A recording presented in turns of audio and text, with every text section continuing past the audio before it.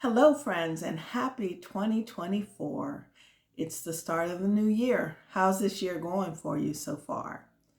I'm here today to talk specifically to my friends who are nonprofit leaders because we know this is amazing, hard work that you do.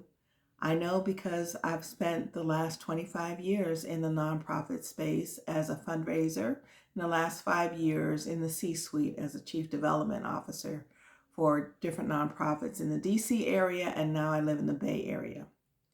And so I've recently decided to embrace my coaching and consulting business full time. And so that's what I'm doing. And I'm sharing my expertise with people who are in the nonprofit space because I know you work hard, I know you grind, and I know you care so much about your organizations. And some of you are suffering. And so I have a session coming up that's just for you, but I just wanted to share a few tips as a teaser to let you know what we'll be talking about. You see, I started this program this year. It's a series of master classes called Thrive in 2024. And next week on Thursday, January 18th at 5 p.m. Pacific time and 8 p.m. Eastern time, and you do the math for everywhere in between, we're going to be talking about what it takes to have a leadership reboot for nonprofit leaders. So let's talk about a few tips. The first thing is we know that we can really over deliver for the people in our lives and especially for the causes that we work for. I've worked for different organizations, from nonprofit advocacy to a nonprofit newsroom, education organizations, Habitat for Humanity, and we care so much for the people that we're serving.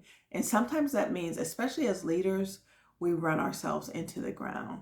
And so what I want you to do this year, put yourself first, not last.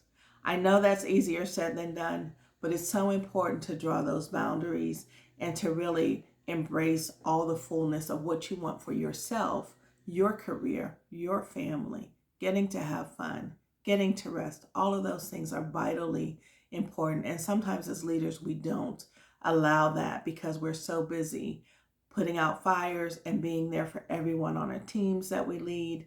Some of us are leading anywhere from 1 to 20 to 30 or more people. And there's always a crisis because humans are imperfect.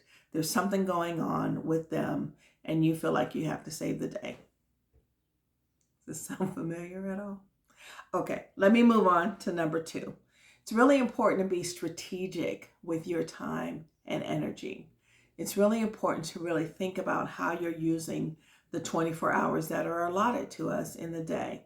And sometimes we can let our work overtake the rest of our lives. Also, how many meetings are you in a day, in a week? I know in my most recent job, I was literally, sometimes I'd have 3, 4, maybe even 5 meetings a day. That's too much time to spend in meetings and actually not producing the work. So I really encourage you to cut those meetings down. If you have standing one-on-ones with folks, either cut the time or cut the frequency of them. If you're meeting with people weekly, how about changing that to bi-weekly? How about changing that to monthly even? To create space for you all to check in between, or to be there to support, but not to eat up all your time spending time in meetings. And let me tell you, your team will be glad that you make this change as well, because they need some of that time back so that they can function better.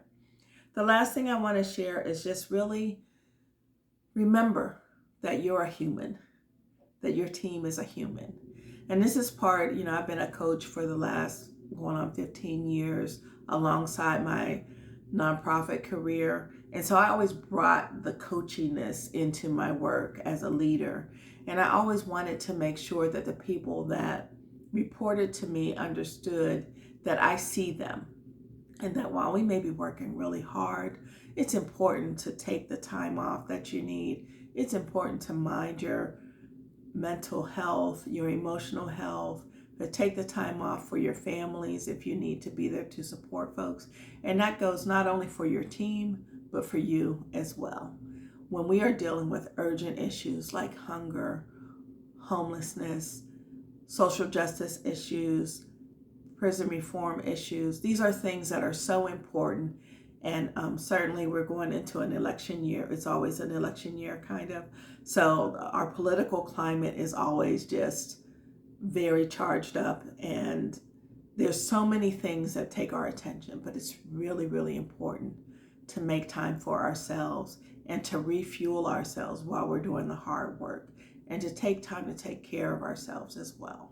So those are my 3 tips for today. I didn't want to be too long on here. And I just want to encourage you, I'm going to put the link in below to join me. If you thought this was interesting, if you thought this is something that you want to spend more time talking about, join me on January 18th for the Leadership Reboot for nonprofit leaders.